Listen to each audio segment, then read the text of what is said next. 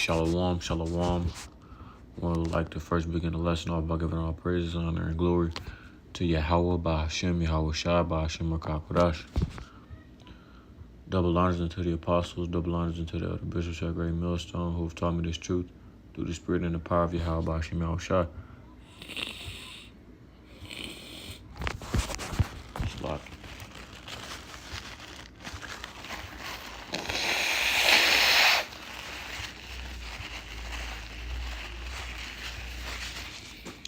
Peace and salutations to the brothers out there pushing this truth, the 100% truth out there on the houses and the byways, the Akim.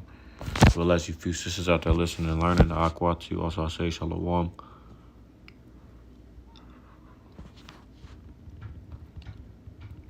Here's your brother Karatas Akabarback who wouldn't have listened through the spirit. Just wanted to come and charge some low and edifying and to sincerity. I got two cases I'm going to be speaking about today, both concerning the same thing, and that is grape, right, you know. And as I've said, as these days go on and on, man, it's just, you're going to start seeing stuff more like this go on, and once we hit Jacob's trouble, it's going to be worse than this, right? It's just going to become very common. And, you know, there's not going to be any authorities to help these women out here. Which is why I always say, you know, these women, man, you know, they just be putting a target on their back when they post the way that they post on social media, because you never know who's watching you or who's paying attention and who's keeping track of your whereabouts, you know. So I just seen these two little posts and start to do a lesson on it. I haven't read it yet, so I'll be reading it with y'all. But without further ado, I do want to start a lesson off by getting this real quick. The book of Philippians, the 2nd chapter, and the 14th verse says, "Do all things without murmurings and disputings." It says, "That ye may be blameless and harmless, the sons of God, without rebuke, in the midst of a crooked and perverse nation, among whom ye shine as lights in the world, holding forth the word of life, that I may rejoice in the day of Mashiach, that I have not run in vain, neither labored in vain." Right? So we know that the things we do, it's not meaningless. But we are indeed in the midst of a wicked and perverse nation, a wicked and perverse kingdom, and a wicked and perverse world. So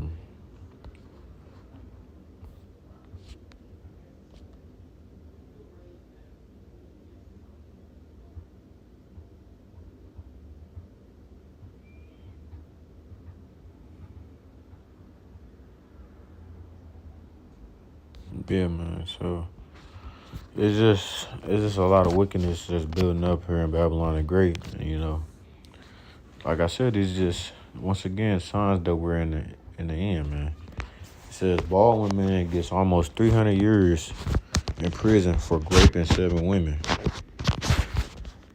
Let me get this. And like I said, man, this isn't nothing, man. This isn't even the tip of the iceberg, you know. It's gonna be way worse things going on in Jacob's trouble, way worse. And I haven't even got to the bad case. It says Isaiah 13 and 16. We can get judgment on the day of Yahweh. And this is just give you a little context of how bad it's going to be, man. And this is like a real small example. Verse 6 says, "How ye, for the day of Yahweh is at hand, it shall come as a destruction from the Almighty. Therefore shall all hands be faint, and every man's heart shall melt."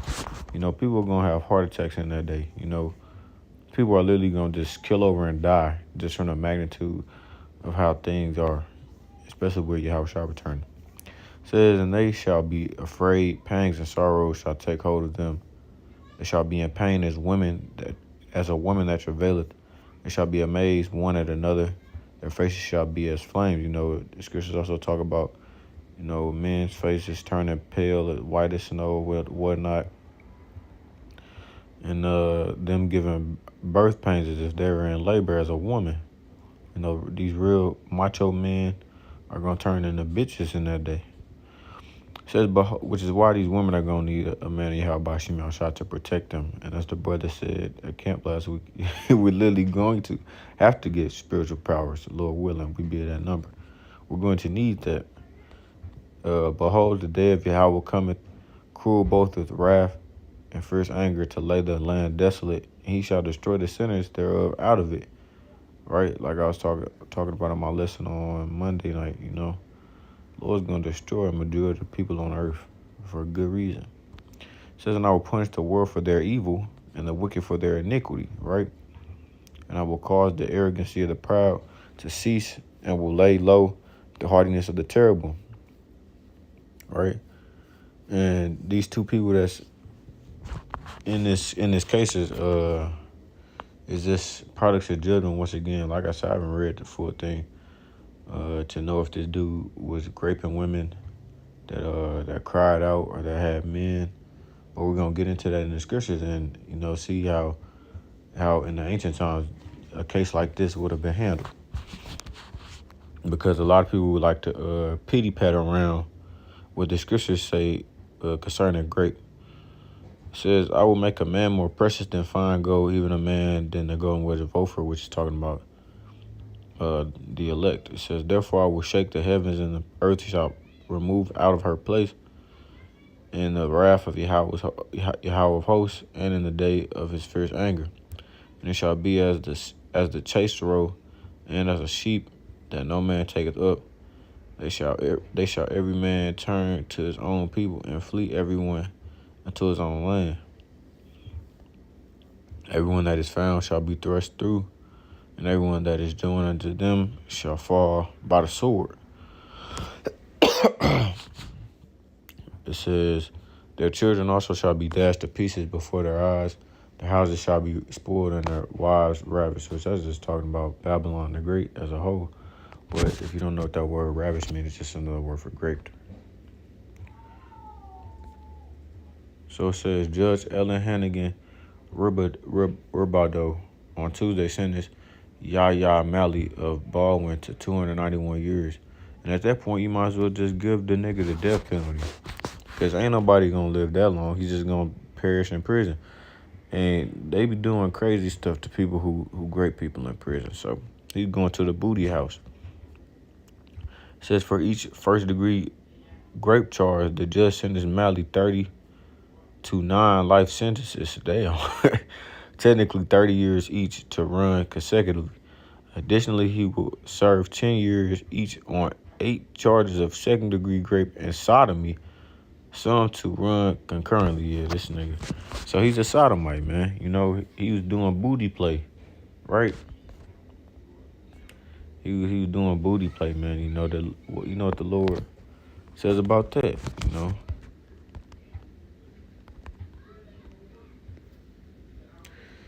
Deuteronomy 23:17 says, there shall be no whore of the daughters of Israel, nor a sodomite of the sons of Israel. So, depending on what this guy is, he could be a northern kingdom or he could be a heathen nation. I'm not really sure. But nonetheless, though, once Yahweh Shah comes into rulership, the heathen nations are going to be under our rules, right? Under our tutelage. So, you a sodomite, the Lord is going to suffer you not to live, as in the witches as well, because that's wickedness. It says that's what he deserves, said St. Louis County prosecuting attorney Melissa Price Smith. She said he is a danger to the community, and it's because of these women that he is off the streets. Says she told reporters that the length, and then also that just comes with, these women, like I said, not wearing clothes, dressing a certain way, because society have made them feel as though it is okay to dress in that manner, and they're comfortable enough and relaxed enough with the laws that's in place to think that's okay. But in Jacob's trouble, it's not going to be okay. That's why the scriptures say that these women are going to gird themselves with sackcloth, because they're going to want to put on clothes once they start seeing more and more women get raped, killed, all of that stuff, Once it becomes more and more common, these women gonna wish they put clothes on sooner. Says two of the women Mally arrested were in court on Tuesday and said they felt justice was served. Also, she told reporters that the length of Mally's sentence was a first for her. Two of the women Mally assaulted were in court on Tuesday and said they felt justice was served. One said her fears of speaking out are gone now that Mally will spend the rest of his life in prison. Says it feels like a chapter in a book that I didn't open. It's finally closed, she said. She encouraged victims of sex crimes to come forward. Speaking of matters, she said you can try and move on and believe that life will keep going and the world just keep turning, but it is important that justice happens. So the other said she initially considered not showing up, but felt it was important to attend the sentencing.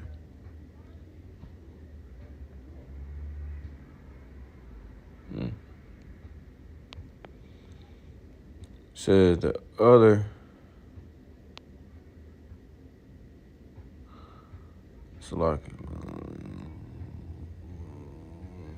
the other said she initially considered not showing up, but felt it was important. Yeah, I knew that I had to be brave enough and then come out and actually be able to have disclosure. She said she had a warning for the public. Look at the red flags of people. She said Postal Dispatch did not identify victims of sex crimes. In April, a jury found Mally guilty on 12 counts of rape and 5 counts of sodomy after 2 days of testimony from 7 women who ranged in age from 23 to 43, described in detail how Mally invited them to a small Bowman apartment and then sexually assaulted them. Might have to look into that. Hold on.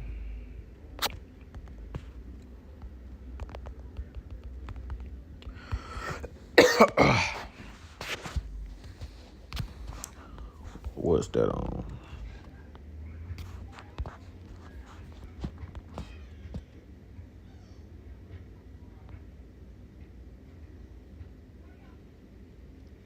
Oh, this is from a while back. He just got sentenced for it, though.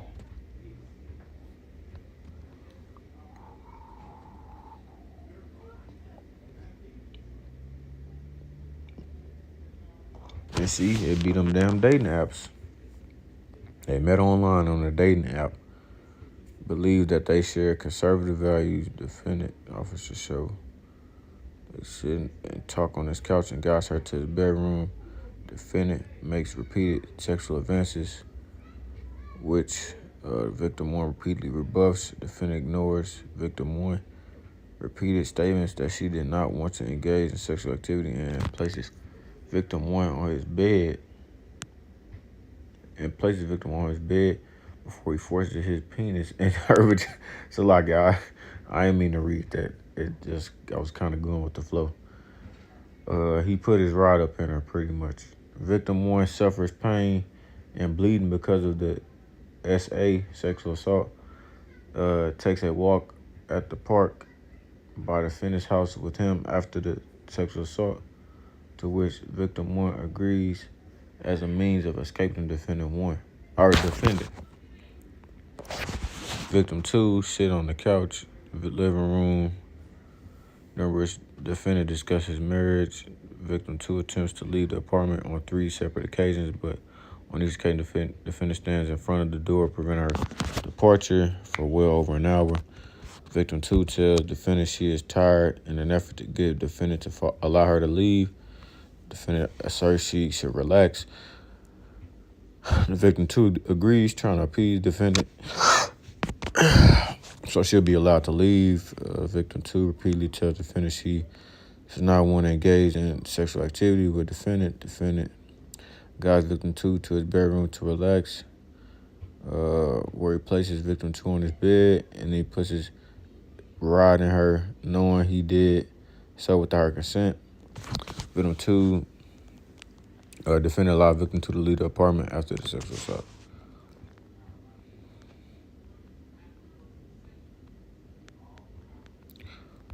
Victim 3 went to defendant's apartment to visit the pool hall and clubhouse after meeting defendant on a dating website. See?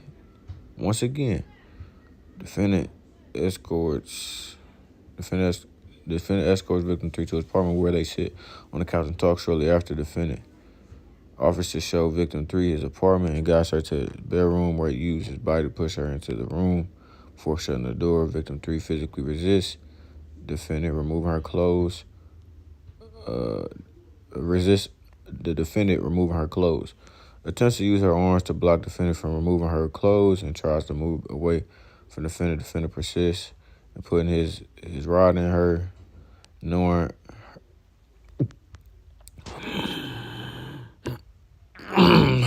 her did so without her consent, and doing so caused great pain. Victim 3 and bleeding during the time period. Victim 3 agreed to go to the defendant's apartment again on a second occasion, with understanding there would be no. All right, so this girl got raped, then went back for more. Like, bro, and you know what's funny about that? The brothers, we were literally just talking about this at camp earlier this week. These women be having fantasies of getting taken. If that shit happened to you, you got sexually assaulted, and then you said, you know what? Let me go back just to see if he gonna do it again. Like, what the fuck? Like, bro, what the hell? You thought he was gonna go back and it was gonna be a different outcome. This nigga literally, from her claim, the nigga forced himself onto you and took that shit from you, and then you went back willingly. Oh yeah. So during this time period, victim 3 agreed to go to the defendant's apartment again on a second occasion with the understanding there will be no sexual activity. Defendant pushes victim 3 down with his arm while she is washing her hands in the bathroom and holds her there with his arm while she struggles. Defendant then forces his rod into her. It said victim 3 managed to escape. I don't know. She might not be no victim, bro. Just jokes, Israel. Just jokes. Victim 4 defendant has met his apartment after meeting on a dating site. Upon entering apartment, they sat on the couch talking before defendant pulled his rod out, grabbed victim 4 by the back of her head with one hand and choked her while pushing her mouth up and down. He was getting hit on his rod, causing her to choke and suffer pain and difficulty breathing. Defendant then grabbed victim 4 by the arm and forced her to the bedroom where he forced his rod into her and did so knowing he did not have consent.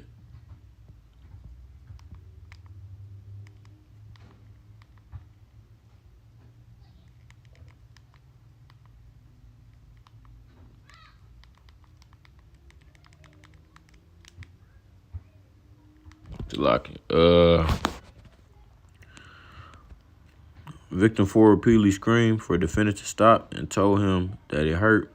Defendant did not wear a condom. Damn, this nigga don't give a fuck. Defendant allowed victim to leave after the essay. So at least this girl cried out, you know what I'm saying? Or at least attempted to cry out for help.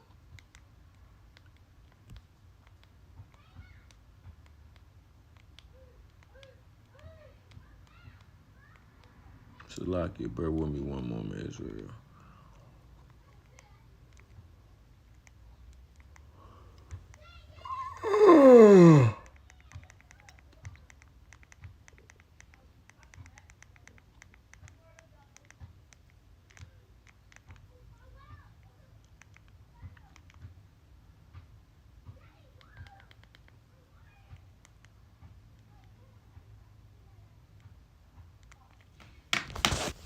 All right. Let's see. This one happened last year. Victim 5 agreed to meet defendant at a park after meeting on a dating website. Defendant subsequently asked victim 5 if she would like to see his apartment, to which she agreed. Victim 5 believed that they shared conservative values. Defendant And victim 5 sat on defendant's couch where the defendant told victim 5 they were now married. Defendant forcibly led victim 5 to his bedroom before she managed to resist and return to the couch. Shortly thereafter, defendant again led victim 5 to his bedroom again, where he shut the door, undressed, and told victim 5 to lie on the bed, where he then straddled her and put his rod in her mouth, causing victim 5 to gag and almost vomit. Victim 5 attempted to move her hands, at which point the defendant removed her hands and placed them by her side. Later that day, the defendant then put his rod in the victim 5 and did so knowing he did so without consent, and he busted on her back. Defendant engaged in third sexual act with victim that day while keeping her in his bedroom, again forcing his rod into victim 5, causing her to suffer pain and bleeding. Defendant made confidential victim shower repeatedly during the more than 7 hours he kept her in his room as a partner before he allowed her to leave. This nigga had a sex slave.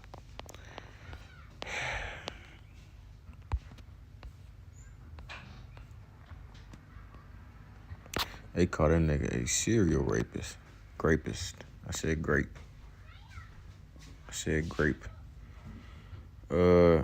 Sentenced him to 9 life sentences. Yeah. We're going to get to this Edomite in a second.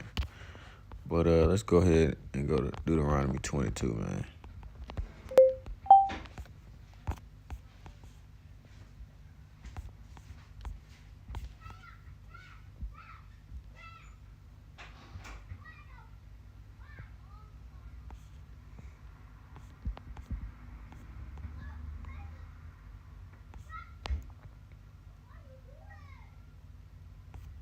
All right. Deuteronomy 22 and verse 22, it says, if a man be found lying with a woman married to a husband, then they shall both of them die, both the man that lay with the woman and the woman. So shalt thou put away evil from Israel. Now, what would this be considered? It would be considered adultery, right? It says, if a damsel that is a virgin be betrothed unto her husband, and a man find her in the city and lie with her, then ye shall bring them both out unto the gate of that city. Ye shall stone them with stones that they die. The damsel, because she cried not, being in the city, and the man, because he had humbled his neighbor's wife. So thou shalt put away evil from among you, right? So pretty much if a woman, a young woman who's engaged to a man comes along and he lies down with her and she doesn't cry out, pretty much meaning that she enjoyed it, and they both be put to death, because it's another form of adultery.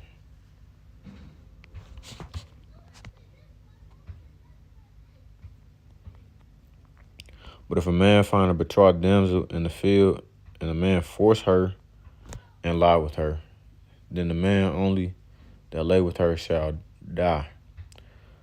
And that's great. But unto the damsel thou shalt do nothing. There is in the damsel no sin worthy of death.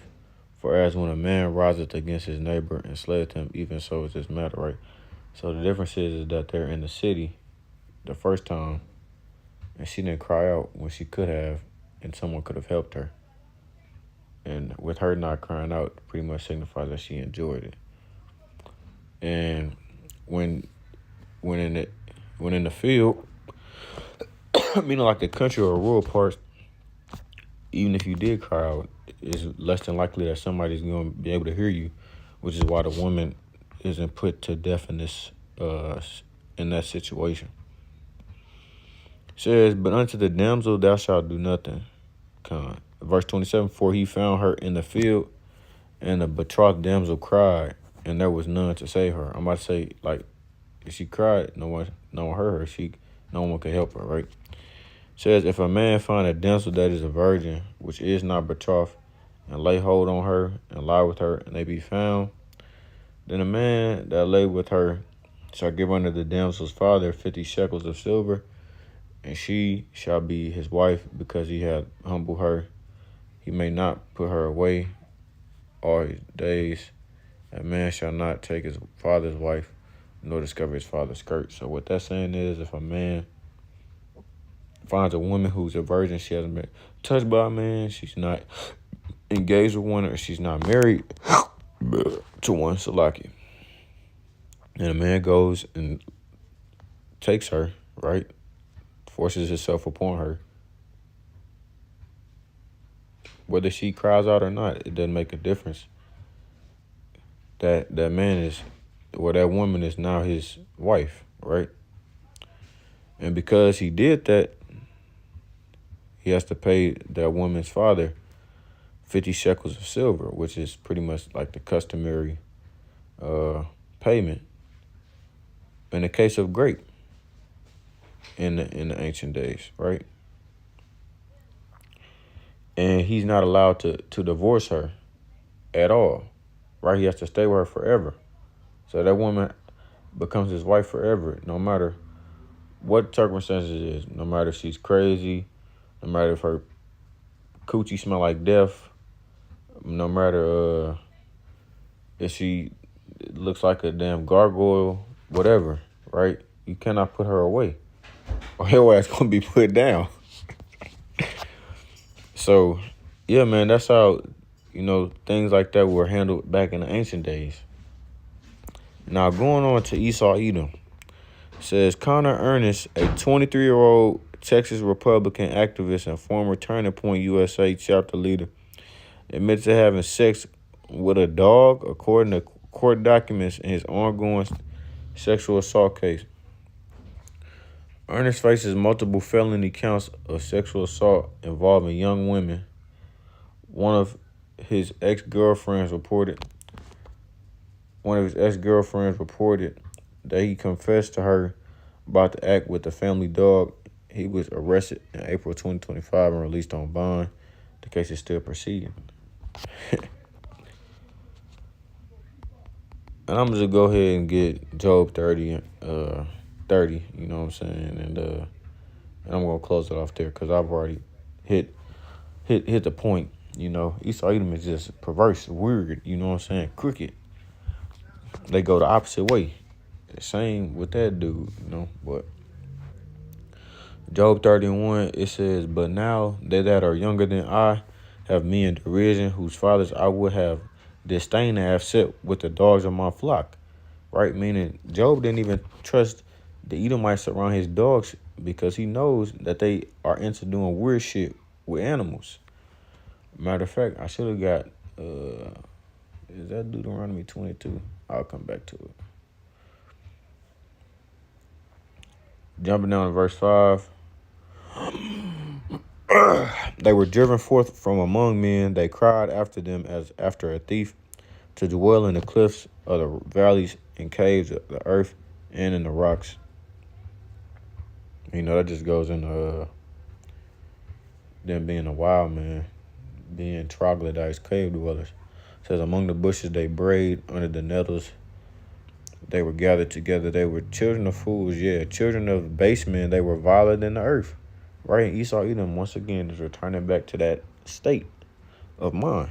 It says, and now am I their song. Yeah, I am their byword. Right? Is that Deuteronomy 22? No, that's Deuteronomy 23. No, it's not Deuteronomy 23.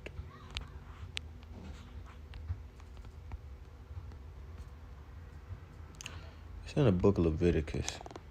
Let me think.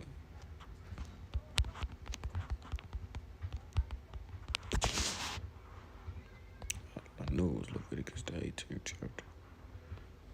Leviticus 18 and 23. Neither shalt thou lie with any beast to defile thyself therewith, neither shall any woman stand before a beast to lie down thereto.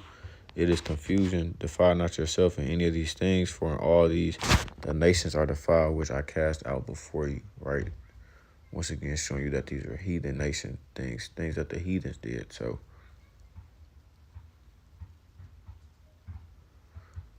It says, and the land is defiled, therefore I do visit the iniquity thereof upon it, and the land itself vomited out her inhabitants. Ye shall therefore keep my statutes and my judgments, and shall not commit any of these abominations, neither any of your own nation, nor any stranger that sojourneth among you. Right? For all these abominations have the men of that land done, which are before you, and the land is defiled. Right? So you ain't supposed to be sleeping with animals, man. If you want some play that bad, bro, you know what I'm saying? It's never that serious. Use your hand, something, before you do that. Pay a woman, shit. But don't go sleeping with no animals, man. So, and just because it's lawful does not mean it's expedient. And that just goes with the whole grape thing, right? So yeah. With that being said, Lord willing, the lesson was edifying to those out there listening and watching. I'm going to close it off there by giving all praises, honor, and glory to Yahweh, Ba'ashim Yahushua, Ba'ashim Kakadash. Double honors unto the apostles and the elder bishops, a great millstone, once again, who have taught me this truth through the spirit and the power of Yahweh, Ba'ashim Yahushua. And until next time, I say Shalom, Israel, Shalom. And as always, one day closer to the kingdom, man. Keep pushing, keep pushing, keep pushing.